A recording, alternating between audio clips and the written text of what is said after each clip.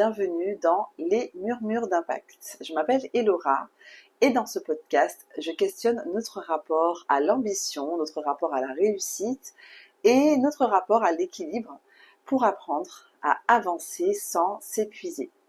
Alors aujourd'hui, j'avais envie de parler de santé mentale.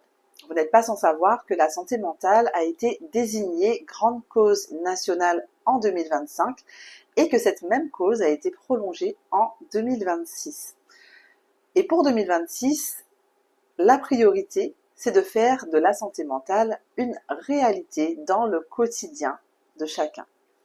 Mais concrètement, qu'est-ce que ça veut dire ? Alors aujourd'hui, j'aimerais qu'on prenne le temps de répondre à 3 questions principales.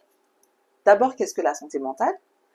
Ensuite, comment on en prend soin réellement ? Et puis, qu'est-ce que ça implique dans la vraie vie ? Il faut savoir que la santé mentale se définit comme un état de bien-être qui permet de faire face au stress de la vie, qui permet de fonctionner, qui permet de travailler et de maintenir finalement les liens que nous avons, les liens sociaux. Autrement dit, la santé mentale, ce n'est pas l'absence de difficultés, mais c'est surtout la capacité à composer avec la réalité. C'est très important de le comprendre parce que ça nous évite de tomber dans les réponses simplistes. Penser que tout se règle par un traitement, ou au contraire, penser que tout repose sur l'individu. D'une part, sur le fait de penser que tout se règle par un traitement médical, ça réduit la santé mentale. En gros, ce sont ces fameuses phrases que vous pouvez entendre. Si tu ne vas pas bien, c'est parce que tu es malade et qu'il faut un diagnostic, il te faut un traitement, un médicament et on n'en parle plus. Pourquoi c'est un piège ? Parce que toutes les souffrances psychiques ne sont pas nécessairement des maladies. Beaucoup sont des réponses qu'on qualifierait de normales à des contextes anormaux. Par exemple, tu peux être épuisé dans un environnement de surcharge permanente, être anxieuse dans une vie instable ou insécurisante, ou perdre simplement le sens quand tu sens que tes valeurs sont piétinées. Ce n'est pas forcément un trouble, mais c'est parfois une réaction saine à une situation qui ne l'est pas. Si on tombe dans ce que j'appelle le tout médical, on pathologise. On pathologise des vécus humains, on cherche uniquement une solution qu'on qualifierait d'extérieure, finalement à l'individu, avec un diagnostic, des médicaments, etc. Et on oublie les conditions de vie. On oublie le rythme et on oublie l'environnement. Donc, ça ne veut pas dire que le médical est inutile, bien au contraire. Donc là, effectivement, on rentre dans un autre aspect de la question de la santé mentale, qui est finalement la prise en charge médicale, et c'est tout à fait, c'est très important.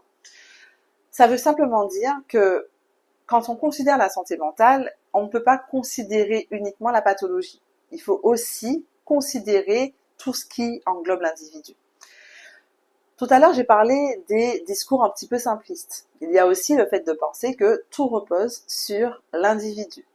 C'est quand on dit notamment, si tu vas mal, c'est à toi de faire quelque chose. Respire, médite, organise-toi mieux, sois plus résilient, plus résiliente. Pourquoi cette perception peut constituer un piège ? Parce que ça surresponsabilise l'individu d'une part, ça nie l'impact de l'environnement d'autre part, l'impact des pathologies également, et ça crée aussi un sentiment de culpabilité. Là encore, ce n'est pas faux de dire qu'un individu a son rôle, mais c'est totalement incomplet de le présenter comme ça. Maintenant, je le disais tout à l'heure, la priorité de l'année 2026, notamment pour la grande cause nationale, c'est de faire de la santé mentale une réalité tangible dans le quotidien de chacun. Alors comment faire ?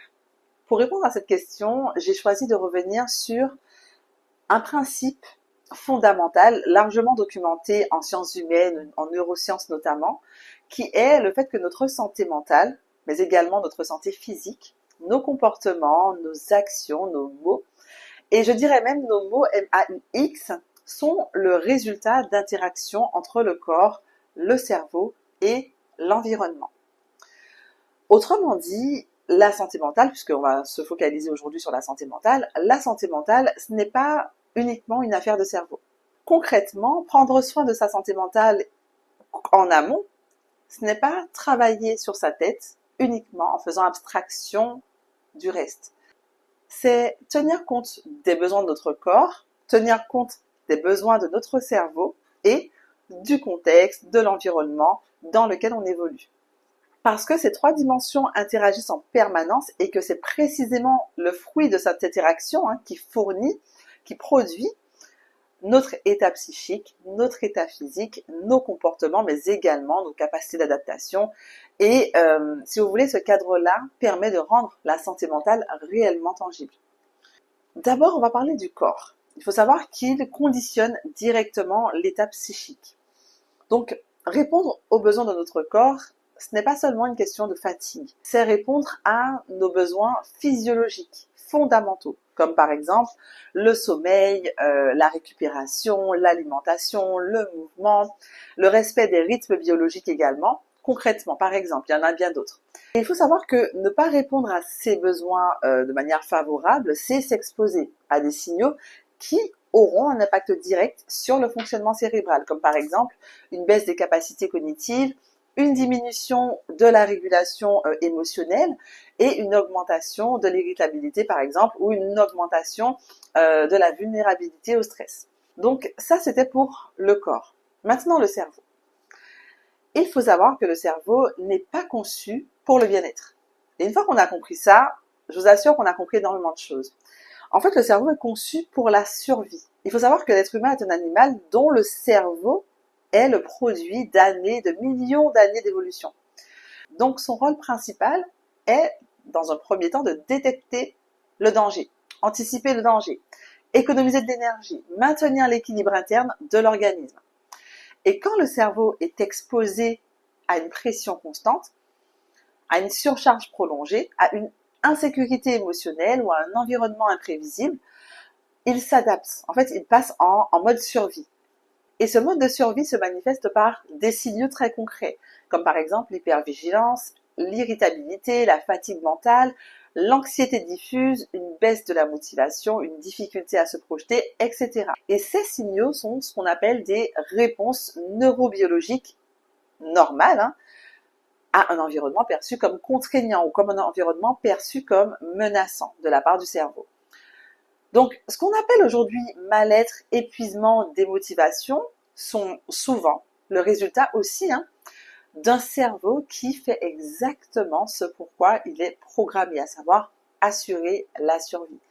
Et c'est là que le contresens est assez fréquent, puisqu'on va finalement demander à des cerveaux qui sont en mode survie d'être performants, d'être productifs, d'être positifs aussi, d'être motivés, etc. Mais en fait, un cerveau en alerte ne peut pas se projeter avec sérénité, c'est pas possible. Il ne peut pas créer, donc la créativité, voilà, ce n'est pas possible. Et c'est précisément pour ça que prendre soin de sa santé mentale, ce n'est pas se forcer à aller bien, c'est essayer de créer les conditions pour que le cerveau puisse sortir de ce mode survie et retrouver un mode de fonctionnement qui soit finalement compatible avec de la réflexion, de la projection, de la créativité et du sens. Alors maintenant, on va parler de l'environnement. Il faut savoir que l'environnement, c'est probablement le facteur le plus sous-estimé, mais pour autant, le facteur, on dira l'un des facteurs les plus déterminants. Quand on parle d'environnement, on ne parle pas seulement de relations ou d'organisation dans le cadre du travail, c'est très important. Il y a aussi ce qu'on appelle les facteurs structurels. Donc, en fait, les facteurs structurels, ça peut être par exemple la position sociale, les inégalités économiques, les normes sociales, les politiques publiques également, les discriminations et d'autres facteurs. Et il faut savoir que ces facteurs structurels influencent directement le milieu de vie, les opportunités, l'accès aux ressources et les caractéristiques individuelles. Et par conséquent, on peut le dire, la santé mentale. Par exemple, je vais donner un facteur structurel comme par exemple une position sociale élevée. Il faut savoir que ce facteur va forcément faciliter l'accès à un logement stable dans un quartier favorable, va permettre d'offrir finalement une certaine sécurité matérielle, va favoriser l'accès aux soins, permettra forcément plus facilement l'activité physique et des liens sociaux. Et tous ces éléments-là vont créer un environnement plus favorable à la santé mentale. Alors attention, je ne parle pas ce sont des conditions qui vont faire que quelqu'un se sente bien mentalement. C'est pas du tout ça. On parle d'environnement qui va favoriser une bonne santé mentale. Attention, c'est très important. Et à l'inverse, il y a des inégalités, certaines inégalités comme par exemple les inégalités hommes-femmes ou d'autres discriminations sociales qui peuvent dégrader le milieu de vie, augmenter la charge mentale, limiter les ressources et accentuer notamment le stress. Donc, ce sont des conditions qu'on ne peut pas prendre de manière isolée, attention, je le redis encore, mais ce sont des conditions qui impactent les caractéristiques individuelles, la capacité d'adaptation et in fine, la santé mentale d'un individu. Donc ce n'est pas un problème individuel, c'est une interaction entre les facteurs structurels, environnementaux et humains à travers du coup le corps et le cerveau. Je vais m'arrêter ici pour préciser une chose. Les facteurs comme la santé physique peuvent être aussi impactés, c'est important de le dire, par des facteurs biologiques ou génétiques. Et c'est en fait une des raisons d'ailleurs pour lesquelles on ne peut pas isoler la santé mentale du reste. Lorsqu'on parle de santé mentale, on en arrive nécessairement à une notion beaucoup plus large, qui est celle du bien-être global. Et c'est précisément ce que nous allons explorer dans la suite. Avant d'en arriver là, pourquoi cette question, celle de la santé mentale, concerne tout le monde? Pourquoi finalement devrions-nous tous prendre soin de notre santé mentale? Et puis qu'est-ce qui nous y pousse réellement? Et surtout, on fait un constat qui est assez triste. Beaucoup de personnes ne se sentent absolument pas concernées par le sujet, parce que quand on parle de santé mentale, beaucoup de personnes pensent encore troubles psychiques, pathologies, burn-out sévère, dépression, etc. Autrement dit, ils se disent qu'ils ne sont absolument pas concernés par la santé mentale. Et c'est précisément ici que se situe le risque. La question de la santé mentale ne doit pas se poser quand tout va mal. Et c'est pour ça qu'il est important de faire attention et de faire la distinction entre la prévention, sur laquelle moi désormais je me suis engagée, et le processus médical du point de vue pathologique. Comme je le disais tout à l'heure, la question de la santé mentale ne doit pas se poser quand tout va mal. Elle se joue dans la façon dont on vit, dans la façon dont on travaille, dont on s'adapte, dont on fait attention à ses besoins et la façon dont on avance. Si on enlève les mots santé mentale, si on enlève les concepts et les discours institutionnels qui tendent à éloigner certaines personnes de la notion et de l'importance que cela a, que cherche-t-on vraiment ? La réponse est simple. La majorité des êtres humains, on peut s'accorder à dire, je l'espère, je le souhaite, que ce qu'on cherche concrètement et profondément, c'est l'épanouissement, se sentir bien, avoir le sentiment que sa vie a du sens, pouvoir avancer sans être constamment en lutte contre soi-même. Et c'est ici que la notion de bien-être global devient centrale. Prendre soin de sa santé mentale, ce n'est pas simplement éviter d'aller mal. En fait, c'est créer des conditions de bien-être durable. Et ce bien-être, en fait, il ne sera pas uniquement d'un point de vue émotionnel. Il est, comme le mot l'indique, global. Il repose sur 3 piliers donc indissociables, le corps, dont les besoins fondamentaux sont respectés. Il repose également sur le cerveau, dont les besoins cognitifs et émotionnels sont pris en compte. Et un environnement qui ne va pas constamment à l'encontre de l'individu. Et c'est ce même bien-être qui permet de faire face au stress, de fonctionner, de travailler, de maintenir des liens, de se projeter, de soutenir ses ambitions et de construire une vie cohérente, viable. Et c'est précisément là que la santé mentale cesse d'être un sujet abstrait et devient une réalité tangible dans le quotidien de chacun. Alors oui, c'est une bonne chose que la santé mentale soit devenue une priorité nationale.